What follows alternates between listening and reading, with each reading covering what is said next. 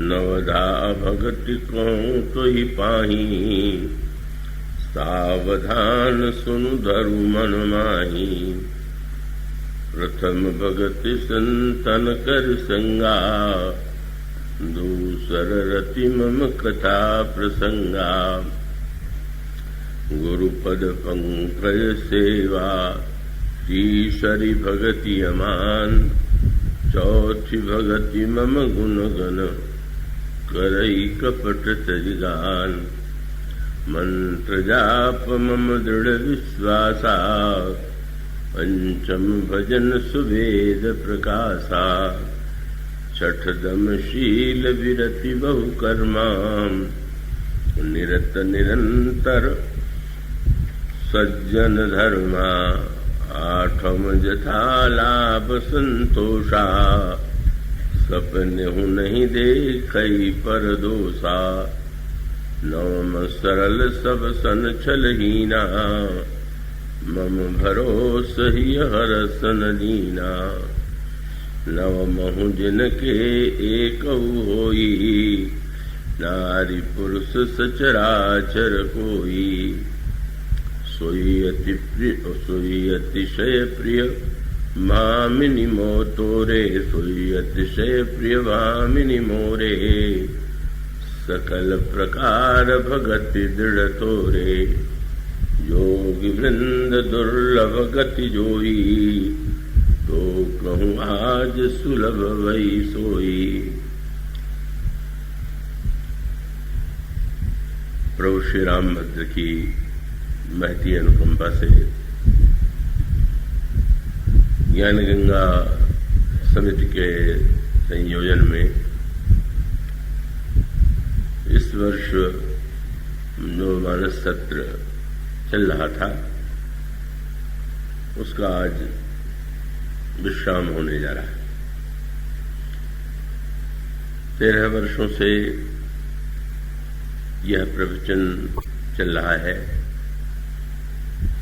यह मुझे जब मैंने श्री निवास जी शुक्ल से, विनीत जी से सुना तो ज्ञात हुआ। मैं बहुधा वर्षों को याद नहीं रखता, याद रखना स्वभाव में नहीं है। यूं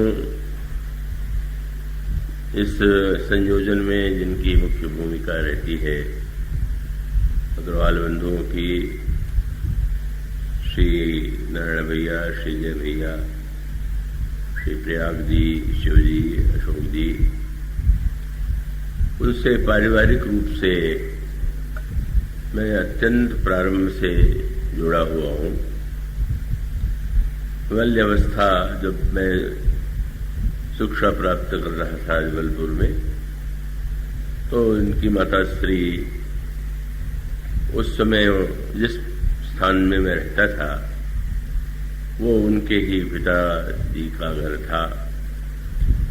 तो वो एक बाल्यावस्था में उन्होंने मुझे देखा, स्नेह वात्सल्य से देखा, और फिर वो स्नेह सूत्र जो है नए नए अर्थों में, नए नए रूपों में, और अब और भी एक विशेष अनुराग और स्नेह के रूप में फलीभूत हो रहा है।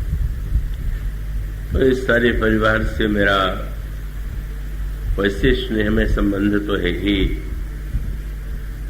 किंतु उस अर्थों में जिसे रामचरितमानस में कहते हैं, पूजनीय प्रिय परम जहाँ ते, सब मानी है राम के नाते। तो सचमुच उस नाते से भी हम लोग अत्यंत सन्निकट हैं। इस परिवार में, इन लोगों में जो भक्ति भावना है, श्री नारायण जी में, श्री जय भैया में, सारे परिवार में, वो मुझे बहुत प्रसन्न आनंदित करती है। उनकी सेवा से मैं ऐसा अनुभव करता हूँ कि सचमुच वो मेरे लिए जितना कष्ट करते हैं उससे मुझे संकोच ही होता है। तो मैं सबके प्रति, पूरे परिवार के प्रति मंगल कामना करता हूँ। श्रीनिवास जी शुक्ल, उनकी विद्वत्ता से और जिस तरह से वे समाज संलेवा में संलग्न रहते हैं उससे आप भली भांति परिचित हैं।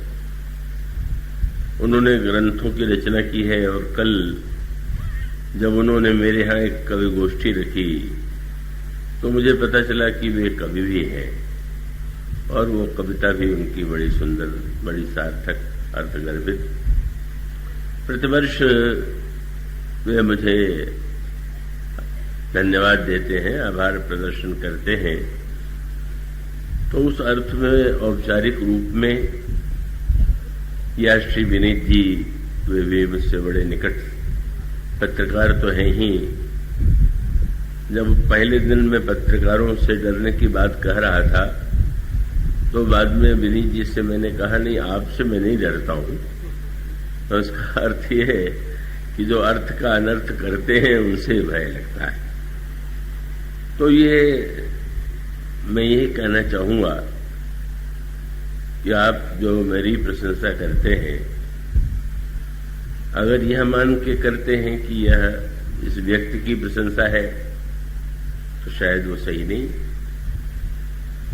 पर हाँ, मैं यह भी मानता हूं कि जो प्रशंसा होती है वो सर्वथा उचित, उपयुक्त है। और उसका कारण यह है कि उसमें कोई मैं काव्य या विनम्रता की नकली भाषा में नहीं कहता हूं कि मैं वक्ता नहीं।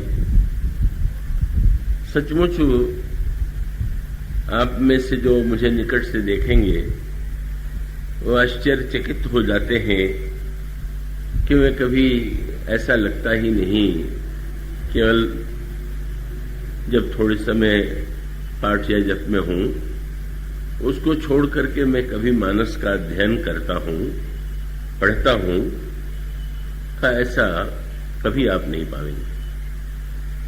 और नहीं इसलिए पाते हैं कि सचमुच का मेरे जीवन में वो राम कथा किसी प्रयास का परिणाम नहीं है, किसी साधना का भी परिणाम नहीं है। तो एक ऐसी यूं कह लेना चाहिए कि मुझे निरंतर वह अनुभूति होती रहती है कि भाई अन्य वस्तुओं के लिए आप अभ्यास करते हैं पर श्वास लेने का कोई अभ्यास थोड़ी करते हैं। श्वास तो अपने आप चलती रहती है, दिन में रात में जग रहे हैं, सो रहे हैं। तो राम कथा तो मेरे लिए कोई अध्ययन की वस्तु नहीं है, वो तो मेरे लिए जीवन और श्वास के समान है। और उसके आनंद की अनुभूति यदि आप इतने वर्षों से उसमें नवीनता पाते हैं तो उससे अधिक मैं उसे पाता हूं। सचमुच मुझे श्री राम कथा की अनंतता का जैसा अनुभव होता है संभवतः आपको भी न होता। और इसलिए कि जब किसी पंक्ति पर बात कथा कही जाती है तो मैं चकित हो जाता हूं कि 50 वर्ष से अधिक यह परंपरा चल रही है, पर इस पंक्ति में यह भी है आज तक प्रकट नहीं हुआ था। मैं प्रभु से मन ही मन विनोद करता हूं कि लगता है आप भी कोटा बचाए रखते हैं कि भाई फिर आगे के लिए। और कभी कभी तो बड़ा विचित्र अनुभव होता है कि जब प्रवचन के बाद मुझे आनंद आता है कि आज प्रभु ने रहस्य प्रकट किए और आप श्रोता हैं, मैं भी श्रोता हूं। तो मैं सीढ़ियां उतरता हूं तो कोई भाव और बता जाते हैं, बोले अभी ये बाकी रह गया। मुझे एक ऐसी अनंतता का अनुभव होता है कि वो कोई मेरी एक शाब्दिक विनम्रता नहीं है, ये अनुभूति है। तो वो अगर वो मुझे इसका पात्र बनाए हुए हैं तो वो पात्रता नहीं है, वह शून्यता है। इसका अभिप्राय है कि मुझमें जब कुछ नहीं है तो कुछ नहीं है, तो फिर वो उसमें ही प्रभु जो चाहते हैं वो कह लेते हैं। रायपुर में प्रतिवर्ष आयोजन होता है। एक संत ने कहा कि भगवान की बड़ी बड़ी परीक्षाओं की बात आती है, भक्तों की परीक्षा लेते हैं, आपकी परीक्षा उन्होंने कभी ली कि नहीं, लेते हैं कि नहीं? मैंने कहा लेते हैं। आप उसमें उत्तीर्ण होते हैं कि अनुत्तीर्ण? मैं कहता हूं कभी अनुत्तीर्ण ही नहीं हुआ। क्यों?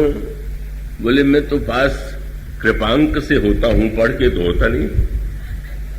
तो अब कृपांक से पास होना है तो उसी से पास करना है, तो उसमें अनुत्तीर्ण होने का क्या प्रश्न है। तो भाई वो तो एक सही बात है, उसका एक अनुभव मुझे बहुत, कहीं भी हूं, किसी भी परिस्थिति में हूं, उस कृपा का अनुभव प्रभु कराते हैं।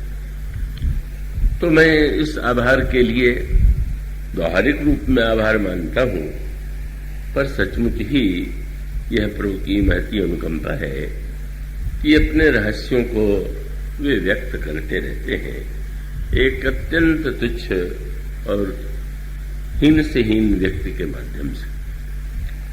तो आइए भक्तिमती शबरी के आश्रम में चले।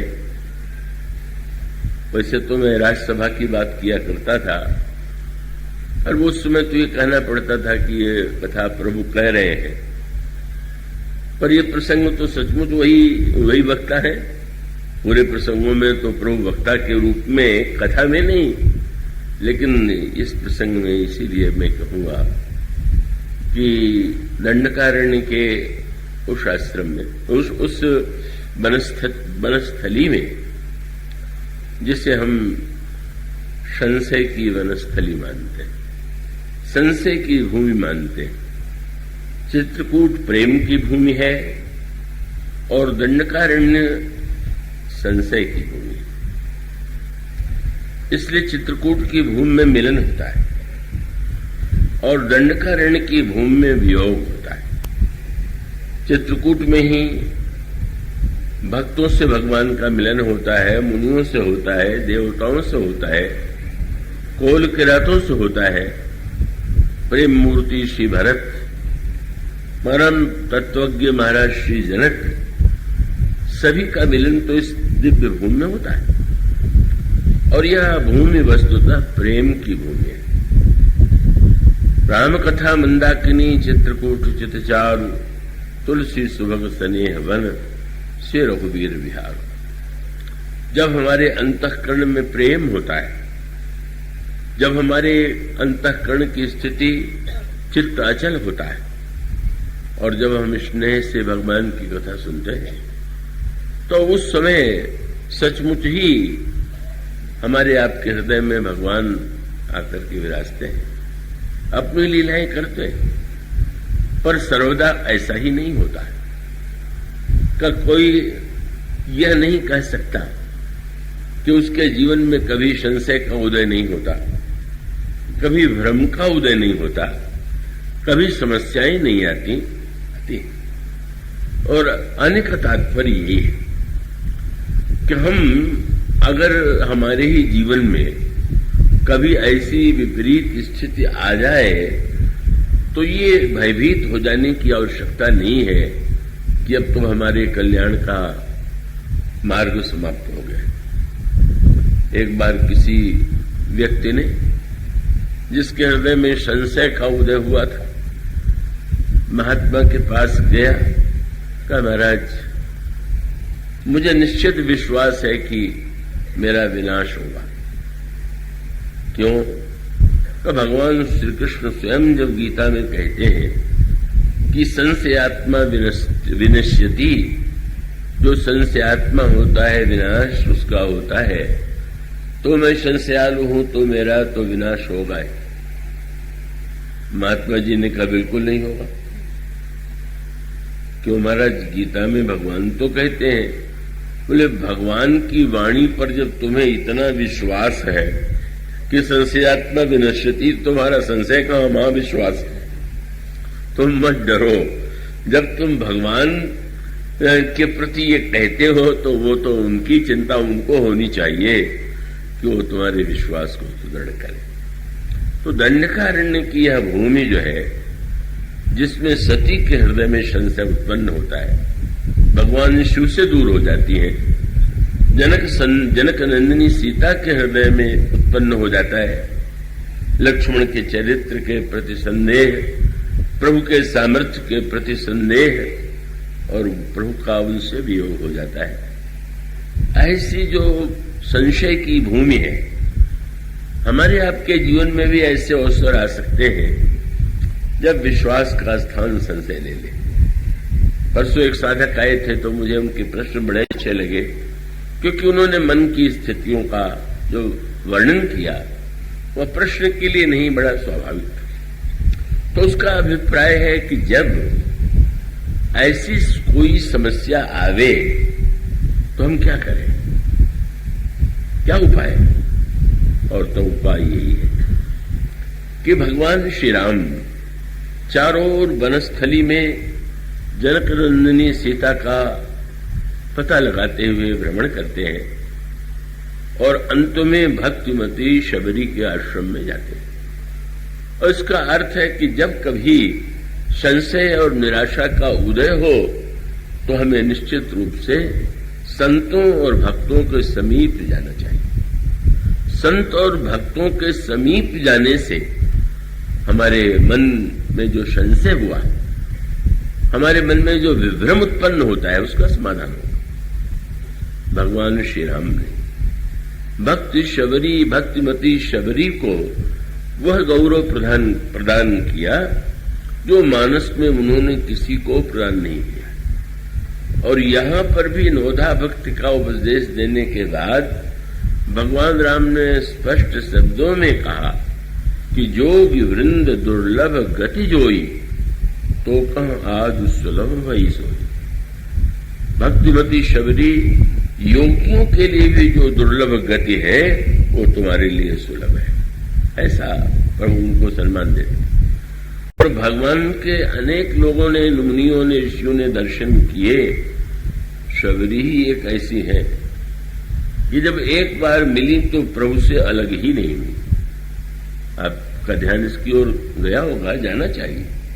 भाई अन्य भक्त हैं, महर्षि वाल्मीकि हैं, महर्षि अगस्त्य हैं, भरद्वाज हैं, प्रभु उनके पास जाते हैं और फिर उनसे विदा लेकर के आगे बढ़ते हैं। लेकिन शबरी जी के प्रसंग की विशेषता ये कि भगवान राम और शबरी का संवाद होने के बाद क्या हुआ, और तब आप पंक्ति पाएंगे कि गोस्वामी जी कहते हैं कि शबरी भगवान के मुख की ओर दृष्टि डालती हैं। एकटक उनकी ओर दृष्टि डालने के पश्चात प्रभु के चरणों में उन्होंने अपने अंतःकरण को, मन को इतना समाहित कर लिया कि और फिर उसके पश्चात उनके शरीर से योगाग्नि प्रकट हुई और तज देह का अपने शरीर को उन्होंने उस योग आग्नि से जला करके भस्म कर दिया। और गोस्वामी जी कहते हैं तज देह पावक देह प्रभु पद लीन भई जह नहीं फिरे। प्रभु के चरणों में समा गई और फिर वह उन चरणों में कि जिन चरणों के बाद कहीं लौटना नहीं पड़ता। तो ये जो एक अद्भुत उनकी स्थिति है, कवा भक्तिमती शबरी, उनकी प्रशंसा के लिए कोई शब्द नहीं है कि उनकी महिमा का वर्णन किया जा सके।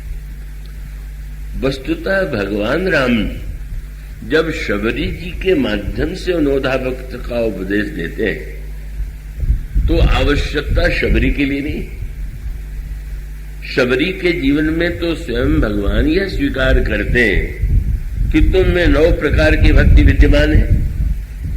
9 जिनके एको होई, नारी पुरुष सचराचर कोई, सोई अतिशय प्रिय भामिनी मोरे, सकल प्रकार भगत दृढ़ तोरे।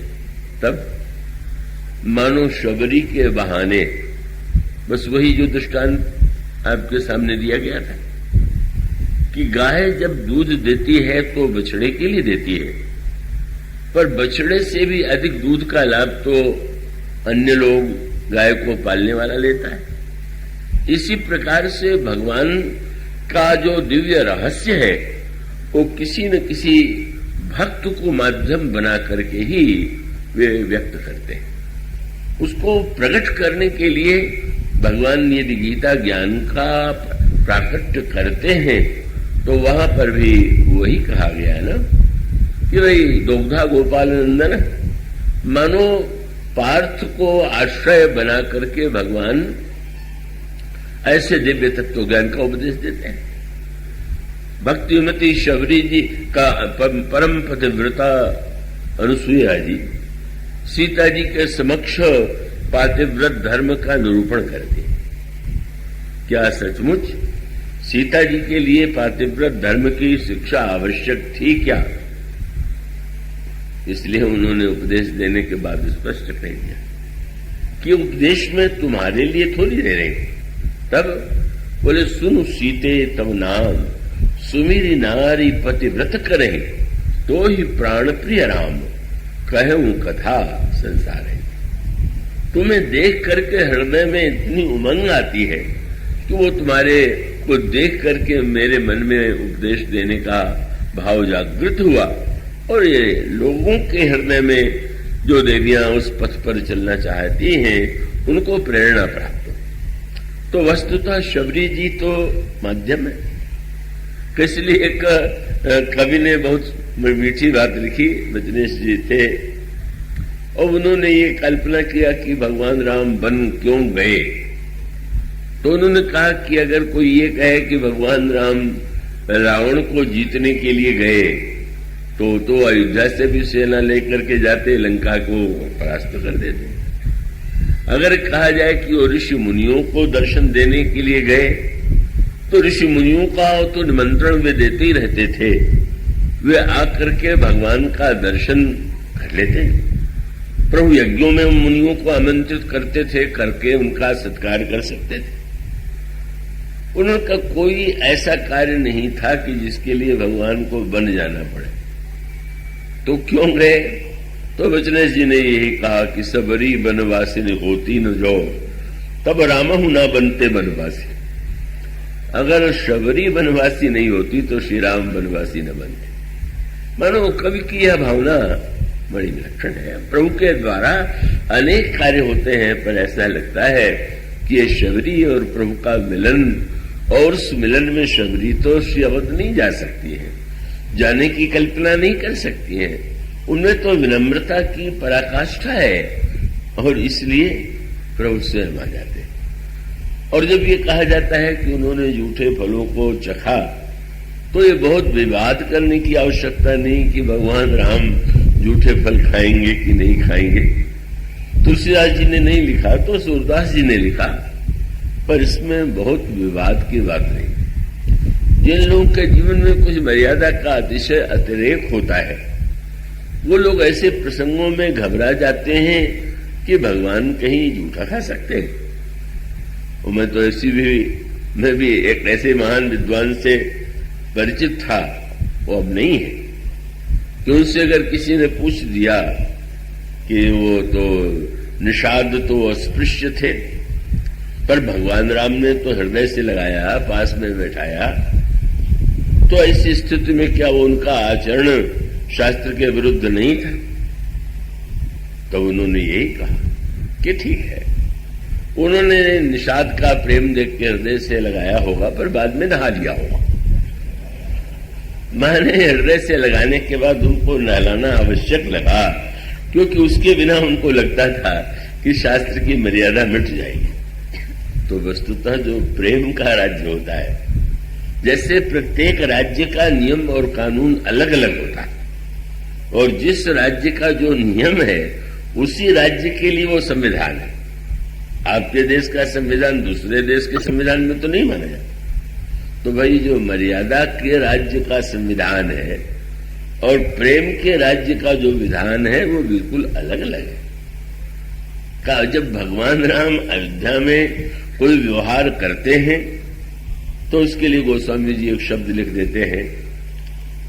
प्रभु चित्रकूट में जब श्री भरत से मिलते हैं और प्रभु जब भरत से अयोध्या में मिलते हैं तो अंतर दिखाई देता है। सारे अयोध्या के गुरुजन भी आए हुए हैं, श्री भरत आए हुए हैं, भगवान राम को सूचना भी मिल चुकी है, लेकिन सबसे पहले प्रभु का भरत से मिलन होता है। भरत से मिलकर के ही वे उनकी वो दशा गोस्वामी जी कहते हैं कि ज्यों ही लक्ष्मण जी ने सूचना दिया, भरत प्रणाम करत रघुनाथ। क्या हुआ? बोले सुन बस भगवान श्री राम जो ही यह शब्द सुनते हैं, भगवान उठे, राम सुन प्रेम अधीरा, कहूं पट कहूं निशंग धनु तीरा। श्री राम अधीर हो गए। दुपट्टा कहीं गिरा, निशंक कहीं गिरा, बाण कहीं गिरा, हृदय से लगा लिया। और वो ऐसा लगाया कि वे भूल ही गए कि गुरु वशिष्ठ भी आए हुए हैं। स्मृति नहीं आई, माताएं आई हुई हैं, अन्य आए हुए हैं, बिल्कुल ध्यान में नहीं। वो तो केवट ने याद दिला दिया कि प्रभु ऐसे ने, आप तो प्रेम रस में सराबोर हो गए और लोग भी आए हुए। तो नाम किसका लिया? बोले नाथ साथ मुनि नाथ के, गुरु जी भी आए हुए और माताएं भी आई हुई और सब नाथ मां। ये प्रभु आप ये निश्चित रूप से मैं सूचित कर दूं कि मुनिनाथ के ये जितनी माताएं आई हुई हैं सब लोग आए हुए हैं। और तब गोस्वामी जी ने 2 शब्दों में अंतर दे दिया। जब श्री राम भरत से मिलने चले तो उठे राम सुनि प्रेम अधीरा, और जब केवट की सूचना के बाद भरत गुरु जी से मिलने चले तो गोस्वामी जी ने तुरंत दिखाया कि अब बदल गए, बदले हुए। क्या बोले? सील सिंधु सुन गुरु आगमनु, सिय समीप राख्यो रिपुदमनु, चले सवेग। भगवान राम दौड़ पड़े गुरु जी का स्वागत करने में, पर वो श्री भरत से मिलने वाले अधीर राम, उठे राम सुनि प्रेम अधीरा। और भरत से मिलने के लिए जो जा रहे हैं वह राम अधीर राम नहीं है। गोस्वामी जी कहते हैं शील सिंधु सुन गुरु आगमनु, सिय समीप राख्यो रिपुदमनु, चले सवेग राम तेहि काला, धीर धर्म धुर। बड़े धैर्यशाली। अधीर है कि धीर? बोले धर्म राज्य में धीरता की शोभा और प्रेम राज्य में अधीरता की शोभा। धर्म राज्य में जो धीर है वो धन्य है, और प्रेम राज्य में जो धीर रह गया वो किसी काम का नहीं, वो अनुत्तीर्ण हो गया। प्रेम राज्य की सारी दृष्टियां, सारी भाषाएं बिल्कुल अलग है। और जब आप लंका विजय के बाद श्री अवध में आए तो श्री भरत आए हुए हैं, गुरु वशिष्ठ आए हैं, पर भगवान राम श्री भरत से मिलने नहीं दौड़े। श्री भरत भी प्रभु से मिलने नहीं आए। श्री भरत डर गए, मैं जाऊं और प्रभु कहीं मुझे हृदय से लगा करके सबको भुला दें तो ये तो प्रभु के शील के मर्यादा के अनुकूल नहीं होगा। इसलिए वो दूर से खड़े हैं। और तब गोस्वामी जी कहते हैं कि भगवान राम ने सबसे पहले गुरु वशिष्ठ को प्रणाम किया, और गुरु वशिष्ठ को प्रणाम करने के बाद अयोध्या में जितने श्रेष्ठ गुरुजन आए थे सकल द्विजन मिली नायव माथा। भरत जी से मिलके जैसे चित्रकूट में मिले थे वैसे मिलना चाहिए था। तो शंकर जी ने कहा वो चित्रकूट वाले नहीं, तब कौन है? सकल द्विजन मिली नायव माथा, धर्म धुरंधर रकुल नाथा। ये धर्म धुरंधर राम और वो प्रेम अधीर राम। तो वस्तुतः प्रभु की जो लीला है, आप जब सबरी जी के आश्रम में जाइए तो समझ लीजिए कि यहां धर्म राज्य नहीं, वो धर्म राज्य आप अन्यत्र ढूंढिए, यहां तो शुद्ध प्रेम है। और जब गोस्वामी जी कहते हैं कि प्रभु तो शबरी के दिए हुए फलों को जब खाते हैं तो अनुकूल अंबक अंबजो निज डिम्ब हित सन्मानिके। जैसे कोई स्नेहमयी मां बच्चे को बड़े प्यार से खिलाने के लिए आवे, उससे शबरी आई तो क्या बच्चा मां का जूठा नहीं खा लेता? क्या बालक ये सोचता है कि ये धर्म के विरुद्ध है जूठा खाना? इसलिए शबरी जी के जूठे फलों को खाया कि नहीं खाया, ये उतने महत्व की बात नहीं है जितना इन अतिशय मर्यादावादियों ने उसे बना दिया है। तो सूरदास जी महाराज जी तो कहते हैं कि जूठे फल शबरी के खाए। तो गोस्वामी जी, ये गोस्वामी जी इसको दूसरे ढंग से कहते हैं कि भगवान श्री राम को शबरी जी ने जब फल अर्पित किया तो कंद मूल फल सुरस अति, एक विलक्षणता है, रस की पराकाष्ठा है। ऋषि मुनियों के फल भी मधुर थे, प्रभु ने उन्हें भी स्वीकार किया, पर शबरी के फल में जो रस की पराकाष्ठा थी, कन्न मूल फल सुरस अति दिए राम का आनी, और प्रेम सहित प्रभु खाए बारंबार बखान। बार बार प्रशंसा करते जाते हैं शबरी से, और जो है याचना करते हैं थोड़ा और शबरी की याद जब आ जाती है तो प्रभु मर्यादा को भूल जाते हैं। यही नहीं, उसके बाद भी आप पढ़ें, गोस्वामी जी कहते हैं कि जब प्रभु लौट करके लंका से आए तो स्वागत के लिए सभी प्रीति भोज देना चाहते हैं, सभी उतावले हैं, व्यग्र हैं श्री रामभद्र का स्वागत करने के लिए। और सबने जब प्रभु को बुलाया तो उन्होंने मन प्राण से पूरी क्षमता से स्वादिष्ट भोजन प्रभु के लिए बनाया, अर्पित किया। और जब वह भोजन दिया गया तो प्रभु ने स्नेह से स्वीकार किया। पर जब भी चर्चा चली तो गोस्वामी जी एक नई बात कहते हैं जो मर्यादा के सर्वथा विरुद्ध है। मान लीजिए आप किसी के यहां भोजन करने जाए और उसके भोजन की प्रशंसा न करके दूसरे का नाम लेके कहें उसके घर का भोजन बहुत अच्छा है, तो बड़ी चोट लगेगी। आप भोजन यहां कर रहे हैं, दूसरे के भोजन की याद कर रहे हैं, लेकिन प्रभु सचमुच शबरी के यहां नहीं, शबरी की याद आ जाती है तो सारी मर्यादा भूल जाते हैं। गोस्वामी जी कहते हैं कि इतनी मर्यादा और इतने सावधान है, इतने बोलने में सावधान है, पर वो सावधानी ऐसे प्रसंग में नहीं रह पाती। गोस्वामी जी कहते घर गुरु गृह प्रिय सदन सासुरे, जब जह भई पहुनाई, तब तब कही सबरी के फलन की, रुचि माधुरी न पाई। जैसा स्वाद शबरी के वेरों में आया वैसा नहीं आया, तो मर्यादा के सर्वथा विरुद्ध है। पर वो शबरी की स्मृति आते ही वो इतने प्रेम और भाव में विभोर हो जाते हैं कि वो प्रभु जो है उस समय उस भाव भूमि में स्थित होकर के बोलते हैं। वह मनो यह बताने के लिए है कि कितना अधिक शबरी प्रभु के मन और प्राणों में छाई। इसलिए अगर कवि ने लिख दिया कि सबरी बनवासिनी होती न जो, प्रभु रामहु ना बनते बनवासी, तो सचमुच लगता है कि वो यथार्थ के बहुत निकट है।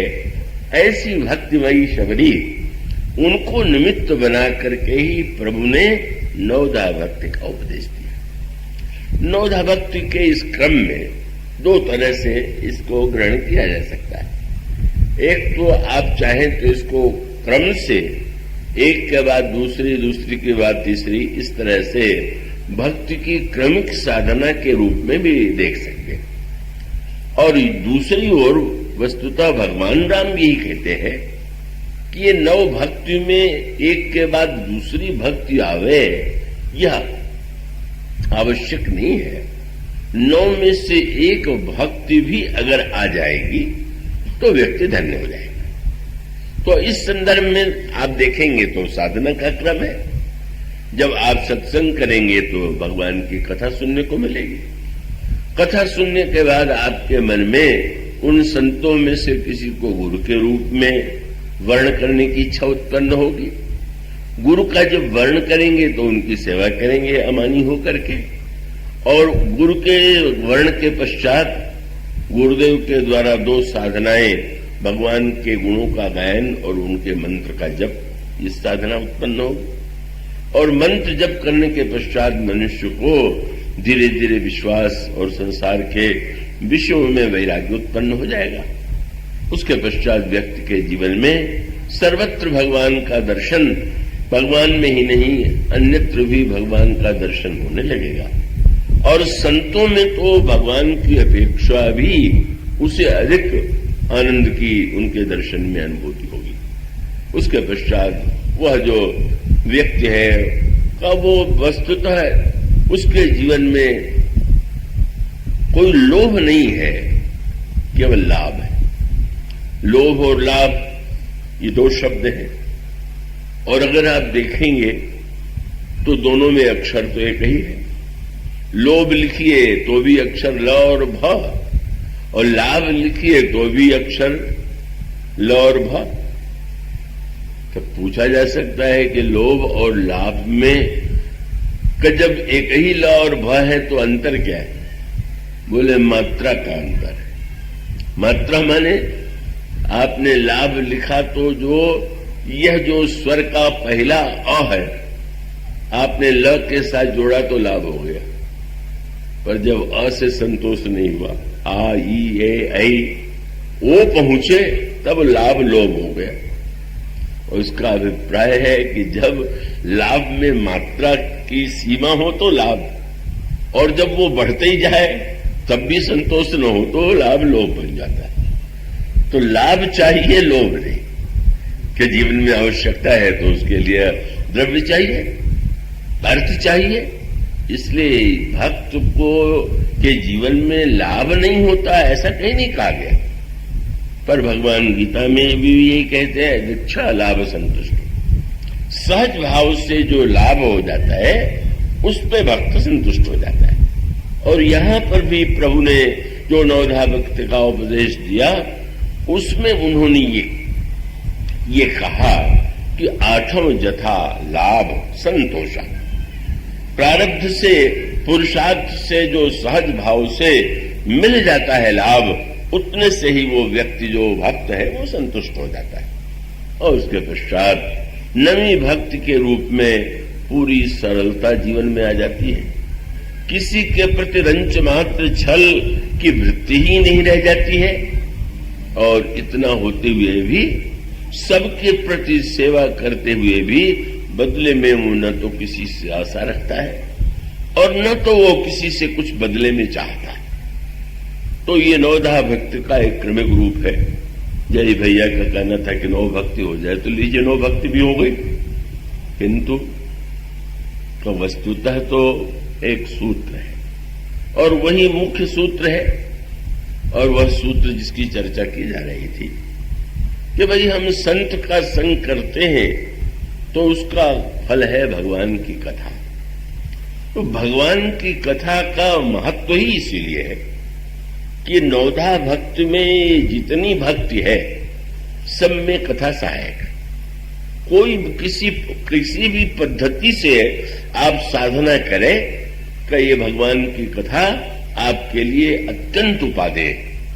योगी अगर उसे कथा को सुनेगा तो योग की पद्धति से सुनेगा, योग का उसमें तत्व उसको दिखाई देगा। जब उस प्रसंग को वह पढ़ता है कि भगवान राम रावण का सिर और रावण की भुजा काट रहे हैं और वो रावण की मृत्यु नहीं हो रही है, और प्रभु पूछते हैं विभीषण से कि रावण की मृत्यु क्यों नहीं हो रही, तो उन्होंने ये कहा कि नाभ कुंड पीयूष बस आके नाथ जियत रावण बल ताके। प्रभु रावण के नाभि में अमृत कुंड है और इसी कारण से रावण की मृत्यु नहीं हो रही, और नाभि का अमृत कुंड जब सूख जाएगा तो इसकी मृत्यु होगी। अब भक्तों की दृष्टि से इसकी अलग व्याख्या है, पर योग की दृष्टि से, क्योंकि गोस्वामी जी कहते हैं भगवान का चरित्र भक्त के साथ साथ सद्गुरु ज्ञान विराग जोग के, योग के भी गुरु। तो योगी जब इसको देखेगा तो उसे लगेगा कि रामचरितमानस में योग का जो एक महानतम संकेत है वो पूरे चरित्र में प्राप्त होता है। केवल संकेत इतना कर दें कि योग की जो पद्धति है उसके बड़े विस्तार से उसके वर्णन की अपेक्षा नहीं है, पर यूं एक धारणा की गई, और जिसे आपने समाचार पत्रों में या पुस्तकों में पढ़ा होगा कभी, जिसको कहते हैं कुंडलिनी जागरण। तो कुंडलिनी जागरण का मूल तत्व यह है कि वह मानते हैं कि एक ओर जो शक्ति है वह व्यक्ति के जीवन में सुषुप्त है, और वो मूलाधार में जो स्थित शक्ति है का उन्हें चैतन्य करना है, और चैतन्य करते हुए जो शास्त्रार है, शरीर में 6 चक्रों की धारणा योग की व्याख्या, और उसमें ये कहा जाता है कि क्रमशः वो जो मूलाधार में शक्ति है का वो ऊपर की ओर उठते हुए जब सहस्त्रार में का उसका ब्रह्म से मिलन होता है तो वो महान परिपूर्णता प्राप्त होती है। ये एक कुंडलिनी जागरण योग की पद्धति। अब इस दृष्टि से विचार कीजिए, रावण योगी है, पर उसके साथ साथ 2 योगी हैं रामायण में। एक योगी है महाराज जनक और दूसरा योगी है रावण। पर दोनों योगियों में एक अंतर है। जनक जो है योगी है और रावण कुयोगी है। कुयोगी का अर्थ क्या हुआ? योगी का जो उद्देश्य होना चाहिए वो रावण का उद्देश्य नहीं। इसको केवल इतना समझ लें कि ये नाभि में अमृत कुंड जो है कहां से, नाभि में अमृत कहां से आया? तो इसका उत्तर यह है कि सीता जी महाशक्ति है और रावण निरंतर हृदय में उनका ध्यान करता है। और ध्यान करते हुए त्रिजटा ने ये बताया और उसका अभिप्राय ये है कि वो इतनी ध्यान में उसने ऊंची स्थिति प्राप्त कर लिया है। रावण जैसा ध्यान कौन कर सकता है? कैसा विलक्षण ध्यान है आप सोचिए। या तो हम लोग ध्यान में बैठे मच्छर काट ले तो ध्यान टूट जाता है, कुछ शब्द हो जाए तो ध्यान टूट जाता है, पर पूरे युद्ध में इतने अस्त्र शस्त्र पर्वत वृक्ष रावण पर मारे जा रहे हैं, पर एक क्षण के लिए भी रावण का ध्यान सीता जी की ओर से नहीं हटा। कौन ऐसा ध्यान करने वाला भी हो सकता है? त्रिजटा ने कहा, जब त्रिजटा से श्री किशोरी जी ने पूछा, ये रामचरितमानस में 2 महानतम नारी पात्र हैं जो अद्वितीय है, अद्भुत, और वो अन्य भी महानतम महान ही है, पर उनमें 2 सूत्र है, या तो शबरी जी या त्रिजटा। लंका निवासिनी यह त्रिजटा जो है और यह जो भक्तिमती शबरी है, ये साधना की दृष्टि से एक चरम सत्य का उपदेश देने वाली है। मूल सूत्र यही कि इतनी रहस्यों की ज्ञाता है यह दोनों पात्र कि सबरी जी में भी योग की पराकाष्ठा है। इतनी विनम्र है, पर अंत में गोस्वामी जी यही तो कहते हैं कि तज देह पावक योग, अपने शरीर को योगाग्नि से जला करके भगवान के चरणों में समा गए। तो जिन्होंने योगाग्नि के द्वारा इतनी सिद्धि प्राप्त किया है कि शरीर को, आजकल योग का बड़ा प्रचार है, बड़े नगरों में तो और अधिक, पता नहीं छतरपुर में अभी वो वही है कि नहीं। वो किसी से पूछिए क्या करते हैं, बोले आजकल मैं योगा कर रहा हूं। तो योगा क्यों कर रहे हैं? कि भाई शरीर स्वस्थ रहे। वो बात तो ठीक ही है, शरीर स्वस्थ रहेगा तो व्यक्ति अच्छे कार्य कर सकेगा, पर शरीर की स्वस्थता साधन है, साध्य नहीं। उसका अभिप्राय कि अगर शरीर की स्वस्थता की दृष्टि से देखें तो रावण से अधिक कोई स्वस्थ नहीं था, और वो रावण ने तो अमरता के निकट की स्थिति पा लिया था, पर उसको कुयोगी क्यों मानते हैं? त्रिजटा से जब श्री सीता जी ने पूछा कि रावण मरता क्यों नहीं है, तो उन्होंने कहा समस्या यह है कि रावण निरंतर हर समय आपके ध्यान में रहता है, और यही के हृदय बस जाने की। रावण ध्यान कहां करता है? तो मूलाधार स्वाधिष्ठान मणिपुर आदि के पश्चात जो हृदय चक्र है, वहां वो सीता जी का ध्यान कर रहा है, शक्ति का ध्यान कर रहा है।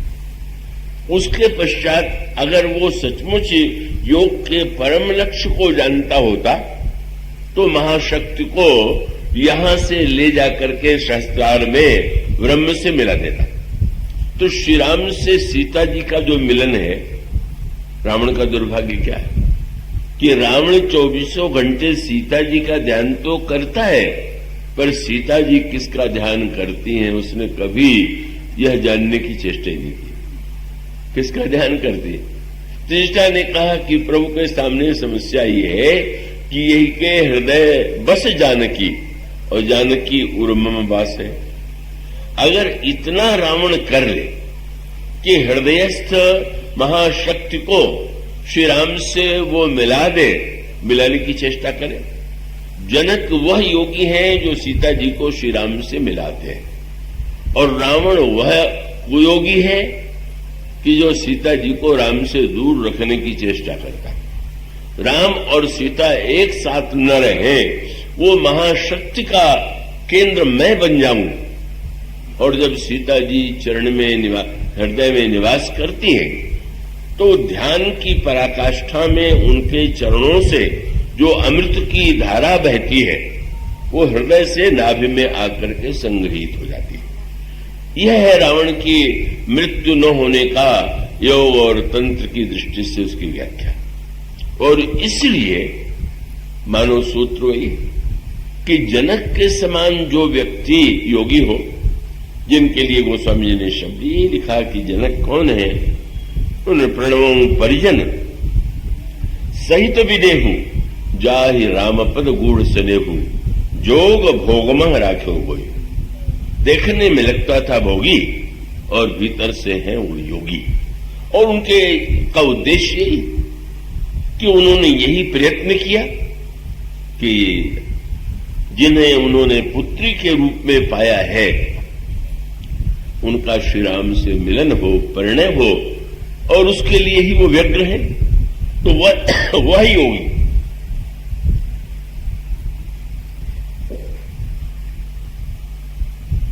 शक्ति और शक्तिमान को मिलाता है वह योगी। और जो शक्ति शक्तिमान से अलग करके शक्ति से वो अपनी शक्ति बढ़ाना चाहता है, तो आप शरीर से स्वस्थ रह करके अगर ये मानते हो कि वो भोग भोगेंगे तो आप योगी जरूर हैं। पर वो किसके अनुयायी योगी हैं वो आप निर्णय कर लीजिए।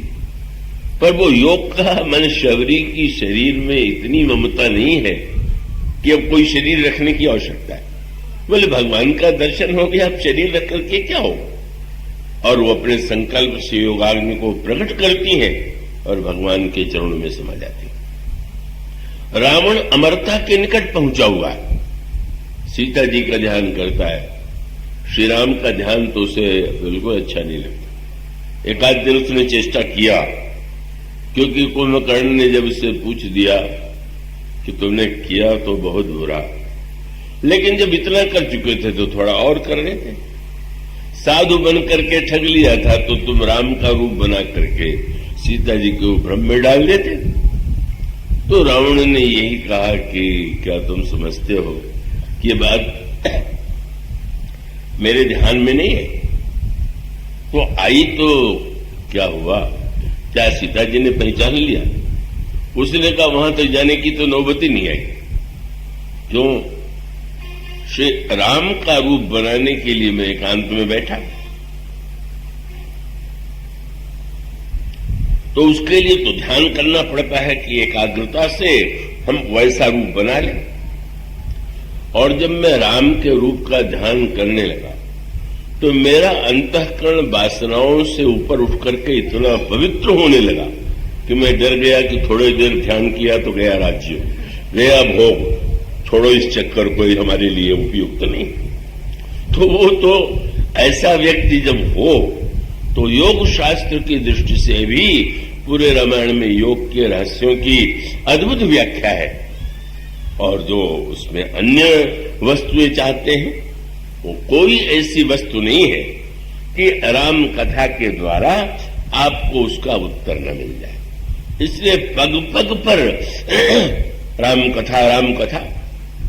और श्रीमद् भागवत में भी वही सूत्र है कि ज्ञान वैराग्य और भक्ति तभी युवा होते हैं जब श्रीमद् भागवत की कथा सुनने को मिलती।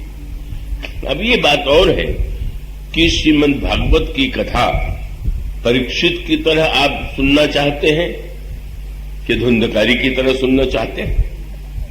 कथा तो दोनों ने सुनी, एक ने जीते जी सुनी, दूसरे ने मर के सुना।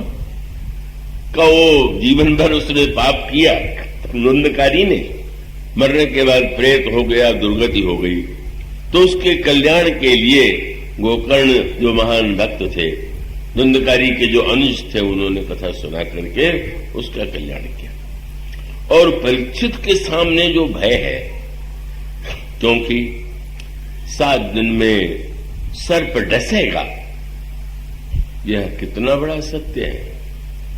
उसका तात्पर्य यह है कि यह परीक्षित को जो शाप मिला हुआ है, ये शाप जो है हमें आप सबको मिला हुआ है। और इसका अर्थ है कि 7 दिन में ही तो सबकी मृत्यु होगी। 7 दिन में कोई दिन होगा, और इसका अर्थ है कि वो 7 दिन तो सबके सामने। अब वो कौन सा 7 दिन होगा, पहले से पता होता तो योजना बना ली जाती। जब पता ही नहीं है कि वो कौन दिन होगा, तो भाई ये प्रतीक्षा करने के स्थान पर चतुर निकले। कितने विवेकी हैं परीक्षित कि उन्होंने कथा श्रवण किया, और कथा श्रवण करने से ऐसा नहीं हुआ कि मृत्यु नहीं हुई, लेकिन तब क्या हुआ, कथा सुनकर के वो मृत्यु से इतने निर्भय हो गए, अपने आत्म तत्व का ऐसा बोध हो गया कि उन्होंने ये कहा कि अब आकर के तक्षक मुझे डस ले, पर मैं तो शरीर नहीं हूं। और तब वो दिव्य स्थिति प्राप्त कर लेते हैं, देह भावना से ऊपर हो जाते हैं। और इसका अभिप्राय यह है कि भगवान की कथा जीवन के हर क्षण, हर पग, जीवन ने मृत्यु में, इसलिए राम कथा 9 दिन से जोड़ दिया गया, उसको नवा पाठ में। श्रीमद् भागवत को सप्ताह से जोड़ दिया गया, और दोनों का संकेत यही कि 7 दिन में मृत्यु अनिवार्य है। और नवाह का तात्पर्य है कि जब तक नवदा भक्ति नहीं आवेगी तब तक जीवन सार्थक नहीं होगा। 7 और 9 दोनों अगर व्यक्ति को ठीक ठीक याद रहे तो उसके जीवन में धन्यता का कोई प्रश्न ही नहीं कि धन्यता न आ जाए। तो इसलिए एक सज्जन ने मुझसे कहा कि तो क्या आप, भगवान कृष्ण ने अष्टमी को जन्म लिया, श्री राम ने 9वीं को जन्म लिया, तो आप सिद्ध करना चाहते हैं कि राम श्रेष्ठ हैं? मैंने कहा श्री राम कृष्ण ने जन्म भले ही अष्टमी को लिया, पर नंदोत्सव जो हुआ तो 9वीं को ही हुआ, जन्म का पता तो 9वें दिन चला। भगवान का जो प्राकट्य सचमुच होता है वो तो 9 के बिना हो ही नहीं सकता। 9 भक्ति की पूर्णता में ही भगवान का प्राकट्य होता है। और उसमें कथा का उद्देश्य क्या है? कौन सा ऐसा प्रश्न है? भगवान राम कथा का अगर दुरुपयोग करना चाहे तो मंथरा से पाठ सीख ले। गुरु वशिष्ठ जब कथा सुनाते थे तो मंथरा नियमित श्रोता थी, और उसको सुनती ही नहीं थी, याद भी कथा रहती थी, पर कथा का उपयोग उसने एक दिन किया। कभी उससे तो किसी ने कथा सुनाने के लिए कहा नहीं। बड़े बड़े वक्ता थे वहां पर, मंथरा से कौन कहता? मंथरा थी सबसे विलक्षण वक्ता। पर जब एक दिन दीक्षा ले लिया महारानी कैकेयी ने मंथरा से, तो लगा कि आज कथा सुनाने का अच्छा अवसर है। और तब उसने कथा सुनाई। कौन सी? जितनी कथाएं पुराणों में आई थी कि सौतों ने एक दूसरे को कैसे कष्ट दिया, सारी कथा उसको याद थी। और उसने गोस्वामी जी ने कहा, कौन सी कथा सत समझ है? काहे के लिए? बोले जय विधि बाढ़ विरोध, जिससे झगड़ा हो जाए। और सारी कथाओं का अंत तो एक ही बात से करती थी, उस सौत ने उसको कष्ट दिया, उस सौत ने उसको कष्ट दिया, उस सौत ने उसको कष्ट दिया। अब कई कौशल्या तुम्हें कष्ट देने वाली है, तुम उसके लिए कोई उपाय करो। कद्रु विनत ही दीन दुख, तुम ही कौशला देव, भरत बंदी गृह से ही है लखन राम के नेव। भरत बंदी गृह में जाएंगे तो ऐसी कथा, चाहे वो पुराणों की हो, ये विधि बाढ़ विरोध, ये कथा का उद्देश्य नहीं है। कथा के द्वारा क्या नहीं हो सकता है। हनुमान जी तो कथा के द्वारा ही सारी समस्याओं का समाधान देते हैं। अगर सुग्रीव से मित्रता कराना है तो कथा सुना दिया। सुग्रीव को, भूले हुए सुग्रीव को अगर भगवान के पास भेजना है तो फिर कथा सुना दिया। और जब जनक नंदिनी सीता का पता लगाने के लिए गए और जनक नंदिनी सीता जितनी निराशा में, कौन इतना नैराश्य, इतना दुख, इतनी प्रतिकूलता, 10 महीने से अकेली वे बैठी हुई हैं, राक्षसियां घेरे हुए हैं, डराने की चेष्टा हो रही। और तब हनुमान जी ने उस दृश्य को देखा और उसका उपशमन कैसे किया, ये तो आप पढ़ते कि पहले तो उन्होंने ऊपर से मुद्रिका डाल दिया। कपि कर हृदय विचार दीन मुद्रिका डारी, तब मुद्रिका में राम नाम लिखा हुआ। दुख मिटाने का उपाय क्या है? बोले राम नाम, भगवान का नाम। लेकिन संशय हो गया, क्या? चकित चितव मुदरी पहचानी, हरस विषाद हृदय अकुलानी, जीत को सके अजय रघुराई, माया ते अस रच नहीं जाई। क्या ये मुदरी प्रभु के माया के द्वारा बन नहीं सकती, यहां कोई है नहीं, ये मुद्रिका कहां से आ गई, कैसे आ गई, क्या है? तो नाम की मुद्रिका पा करके सुख तो मिला, पर मन में एक आशंका बनी हुई। और तब उन्होंने यही संकेत मिला कि गोस्वामी जी कहते हैं कि हनुमान जी ऊपर से रामचंद्र गुण वर्णन लागा, भगवान की कथा सुनाने लगे। आप कल्पना कीजिए, हनुमान जी से प्रभु का परिचय अभी थोड़े दिन पहले हुआ, किशोरी जी से उनका विवाह जनकपुर से हो चुका, और अनादिकाल से भगवान राम और श्री सीता जी तो एक अनादि अनंत काल के दंपति। पर कथा सुनाने वाला इतना बढ़िया निकला कि जब उसने विवाह की कथा सुनाई, जिस विवाह में हनुमान जी नहीं थे, लेकिन वो तो आदि से कथा सुनाने लगे। आदि ते सब कथा सुनाई, दुख मिटाने का उपाय क्या है, बस कथा सुनाने लगे। और का परिणाम कितना अच्छा हुआ। कथा ऐसी सुना दिया कि किशोरी जी सुनते सुनते भूल गई कि मैं अशोक वाटिका में बैठी हुई हूं। उनको तो लगा कि मैं पुष्प वाटिका में हूं, और उस पुष्प वाटिका में हमारे सामने प्रियतम प्राणधन है। कथा का उद्देश्य है कि हम देश काल से अलग जाकर के उस भाव भूमि में बैठे, वहां जाकर के तन्मय हो जाए, तदाकार हो जाए। सुनते ही सीता कर दुख भागा। मन में, अंतःकरण में अगर संशय है, दुख है, तो कथा के द्वारा मिट गई। और उसके पश्चात मां के हृदय में अगर और कुछ संशय है, पूछ देती है कि हनुमान यह बताओ कि कोमल चित कृपालु रघुराई, कपि के हेतु धरी इंसुराई। हनुमान यह बताओ, प्रभु तो बड़े कोमल थे, कठोर कैसे हो? कभी कभी भक्तों को भी लगता है कि भगवान इतने कठोर हैं।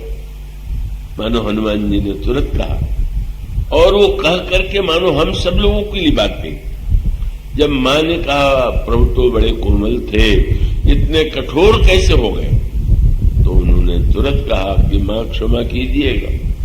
क्या? जननी जन जिए जान, मानसी ऊना, तुमते प्रेम राम के दूना। आप जितना उनसे प्रेम करती हैं, आपसे वो दूना प्रेम करते हैं। ये दूना प्रेम करते हैं, हनुमान जी ने कोई तौल किया था क्या? बहुत मीठी बात है।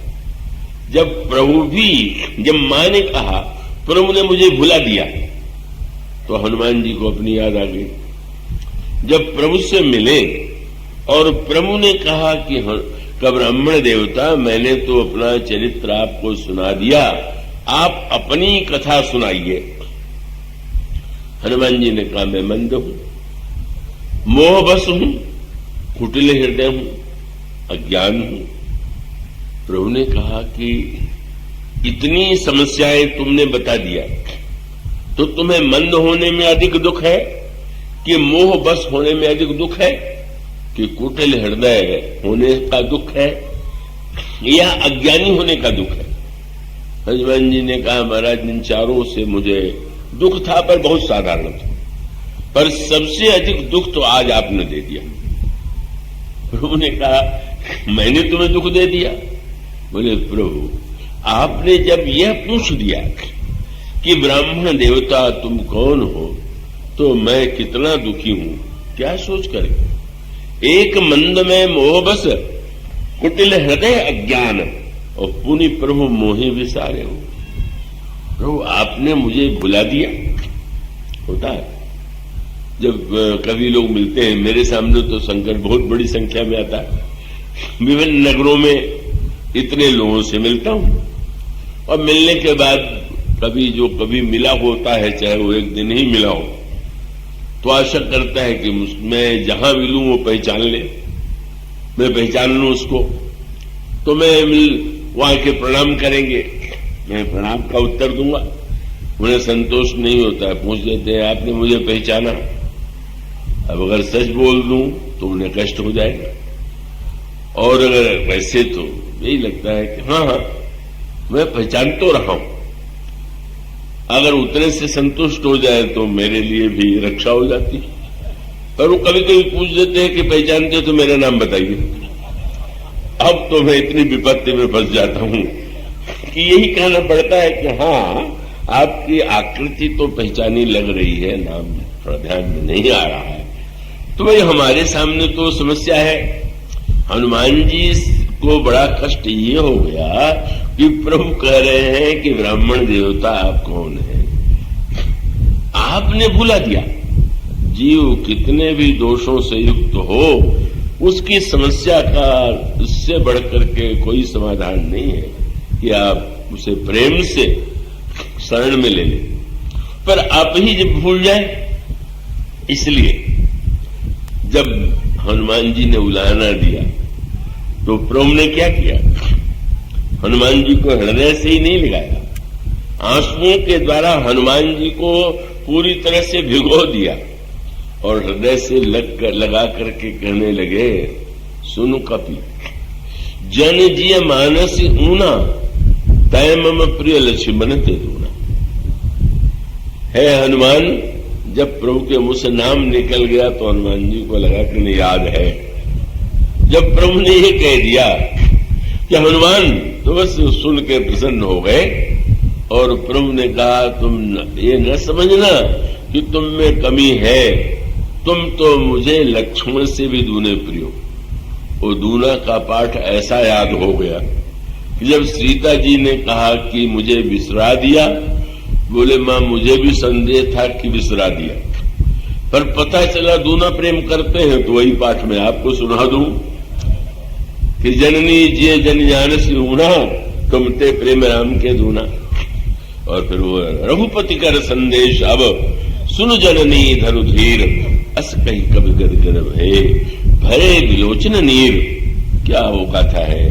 प्रभु के प्रेम, प्रभु का ऐश्वर्य, प्रभु की शक्ति ऐसा वर्णन करते हैं कि किशोरी जी का सारा ताप बुझ जाता। और इसीलिए हनुमान जी जब जाने के लिए आज्ञा मांगते हैं तो हनुमान मां कहती हैं, तो ही देख शीतल भई छाती, पुनि मौका सोई दिन सोई राती।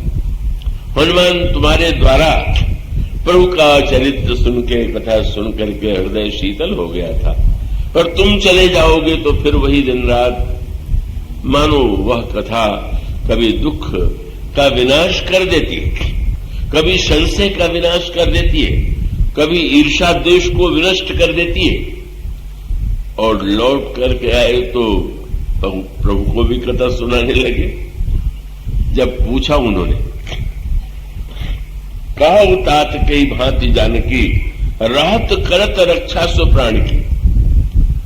तो हनुमान जी ने उस समय जो बात कह दिया, हनुमान जी ने जब सुनाया तो कैसी कथा सुनाई? सीता जी के आंखों के आंसू कथा सुन करके समाप्त हो गए, दुख मिट गए। और जब सीता जी की कथा प्रभु को सुनाई तो रोने लगे। उस कथा का फल ये है कि जीव की आंख के आंसू मिट जाए और भगवान को रुलाई जाने लगे। यही है अनुराग और करुणा का मिलन। अनुराग राग में भक्त गाता है और प्रभु के हृदय में करुणा उत्पन्न होती है। ऐसी अद्भुत प्रभु की मंगलमयी कथा अनंत है। राम अनंत अनंत गुण अमित कथा विस्तार। और एक कवि ने तो कल्पना कर लिया कि अच्छा भाई कथा के लिए कैसे एक बड़ा चयन किया। कभी सबसे अधिक मुंह तो शेष जी के हैं। तो कवि को से किसी ने कहा कि अच्छा तो शेष जी अगर भगवान की कथा सुनावे तो वो तो 1000 मुंह से सुनावेंगे। उसने कहा नहीं, अब कल्पना करो। क्या बोले? वैके कोटि शेष, पहले करोड़ों शेष को बुला लो। अब वो तो असंभव ही है और उतने पर भी संतोष। अच्छा करोड़ों शेष जो है वो तो सुना लेंगे ना। वैके कोटि शेष और शेष शेष प्रति कोटि शीश। और एक एक सिर पर करोड़ करोड़ सिर और जोड़ दिए जाए और प्रतिमुख कोटि कोटि रसना धरावेंगे। एक एक मुंह में 1 करोड़ करोड़ जिह्वा जोड़ दी जाए और इस तरह से सुनाने लगे कथा तो क्या होगा? बोले कल्प निरंतर अनंतर अनंत जो ही होए के अनंत जो अनंत गुण गावेंगे तो रसिक विहारी सीता रामचंद्र जू के तऊ चरित अपार को नेक उपार पावेंगे। भगवान का गुण इतना अनंत है। 13 वर्ष की संख्या तो बहुत छोटी है। अनादिकाल से अनंत काल तक यह चलने वाली कथा पर यह प्रभु की कृपा है कि वो हम लोगों को सुअवसर देते हैं। वो मुझे माध्यम बना करके मुझे वक्ता बना देते हैं, आपको श्रोता बना देते हैं। आप आते हैं, प्रेम से आते हैं और आपका उत्साह और भी बढ़ता दिखाई दे रहा है। इस वर्ष तो सर्वाधिक आप लोगों ने लाभ लिया है तो प्रभु की यह परम कृपा है। इसलिए मैं आभारी हूं ज्ञानगंगा समिति, श्रीनिवास जी, श्री विनीत जी और अन्य सभी महानुभावों का। और विशेष रूप से जैसा मैंने कहा कि हमारे जो स्नेहाधीन स्नेह में हैं नारायण भैया, जय भैया, शिव जी अग्रवाल जी, श्री अशोक जी, प्रयाग जी, उनकी सेवा भावना के प्रति मेरी मंगल कामना। इन शब्दों के साथ मैं विराम देता हूँ। जा सुनाम बव भेषज हरण घोर त्रयसूल सो कृपालु मोहितो पर रहु सदा अनुकूल सियावर राम।